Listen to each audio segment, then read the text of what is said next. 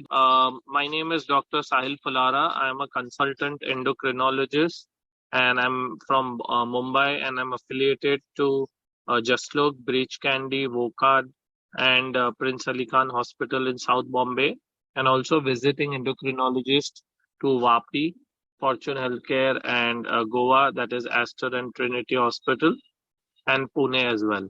So the topic that I'm going to be speaking today upon is latest updates in hypertension.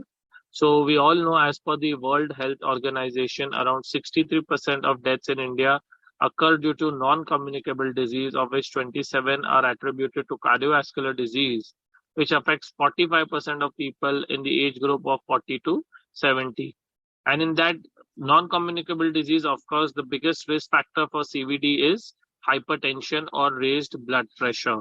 Now, in India, we all know the prevalence has gone up from 30 years to 38% in men and 32% in women from 29%.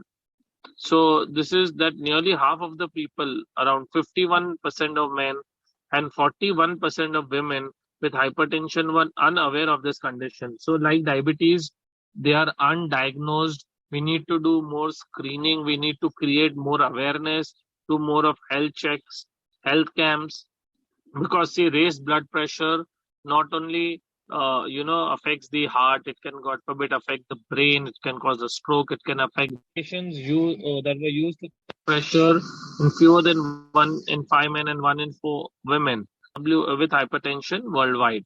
So as per the International Society of Hypertension has released the ISH 2020 Global Hypertension Guidelines, the inclusion of optimal and essential treating paradigms are the attempts to address the issue that in resource of poor setting. Now also the American Heart Association has released a scientific statement in 2021 offering new guidelines for managing stage 1 hypertension with low risk.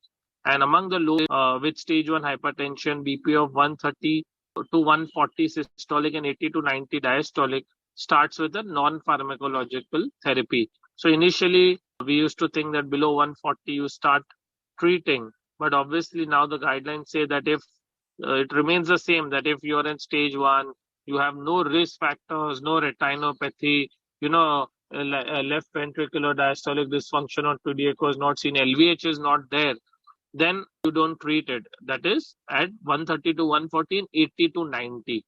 If blood pressure remains uncontrolled at 3 to 6 months, then you consider starting the pharmacologic therapy. So this is what we have. Now lowering systolic blood pressure targets down to 110 to less than 130. So around 110 to 129, we can keep the target 128. And this subsequently reduced cardiovascular adverse events. And in the STEP trial, affirming the sprint findings for an older Chinese population. So among some 8,500 patients aged 60 to 80 in China, the intensive target trimmed 26% of the composite CVDs findings from now a second major trial. And with regard to the prognostic value of ABPM, so this is something which we do in our young hypertensives or where we are, where it's not yet diagnosed, because there are a lot of patients who come to the doctor and get an increased blood pressure, which is called as a white coat hypertension. So how do we confirm that whether this patient is hypertensive or no? You do a 24 hours or 48 hours ambulatory blood pressure monitoring. And with that, you can see whether in the night the surge, is there a dip in the blood pressure or is the blood pressure increasing? So that is the ABPM. So what has happened with that is that the European guidelines have said that for the management of arterial hypertension, they recommend that the diagnosis of hypertension should not only dependent on an office blood pressure, but also out of office measurements like an ABPM. That's what I said, because many times patients coming to the doctor's office chamber, they feel that, the blood pressure has happened due to that. So once they're at home, you can check them on it, the blood pressure, and then you can get to know whether is this patient hypertensive or no. And not only ABPM, but even the 24 hours and nighttime BP measurement is very, very important. So it may thus be considered as the most relevant measurement for estimating CV risk.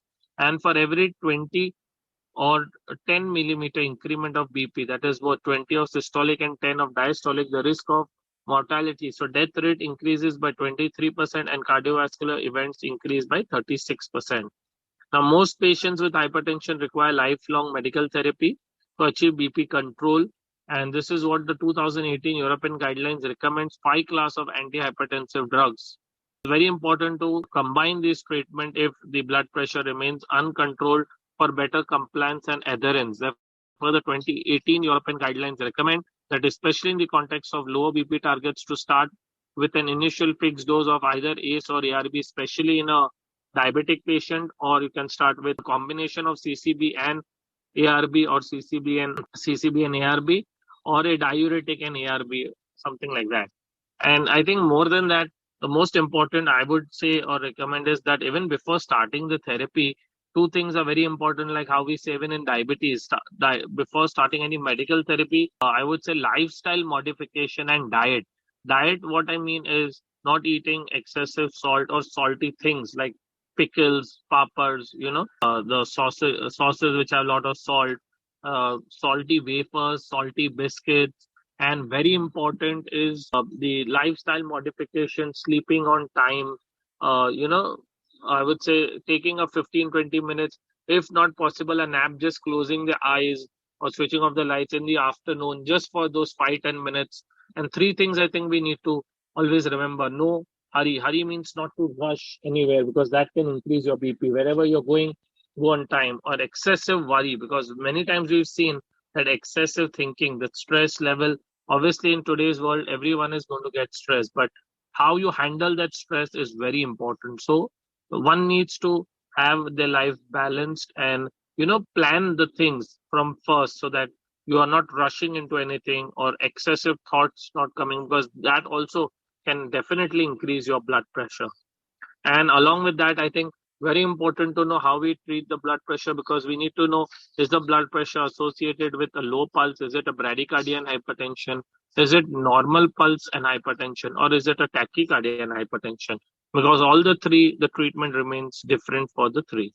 So since early 2018 July, products containing valsartan have been recalled worldwide. The reason was detection of a carcinogen called the NDMA, the nitroso-dimethylamine, which can be found in candesartan, irbesartan, losartan, olmesartan, and valsartan. So NDMA has been classified by the WHO, International Agency for Research on Cancer, to be carcinogenic. And if 1 lakh patients would have received NDMA contaminated valsartan from Xinjiang, that is where it gets manufactured, every day for 6 years in the highest dose, it could result in 22 additional liver cancers over the lifetime. So that would have been a very dangerous thing, and I'm very happy that it had been recalled.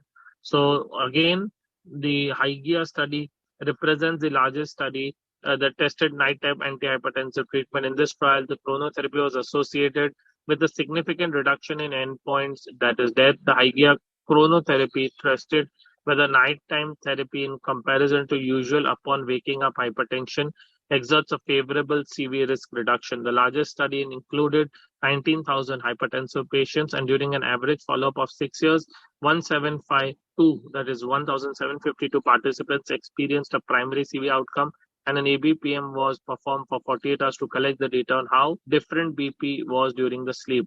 And this is what it said, that CV events were significantly improved for nighttime treatment as compared to awakening. So that is what I wanted to say, that, when you have a good lifestyle, you're sleeping on time, you're eating on time, you're working out, physical activity, very, very important.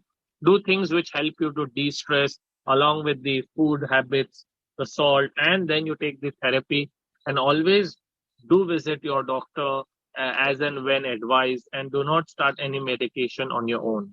So I think with this, I come to an end, and thank you all for a patient hearing, and thank you to Lupin and the entire team, Lupin, Sandesh, Atif, and the entire team for this opportunity. And thank you once again, and have a good day. Bye-bye.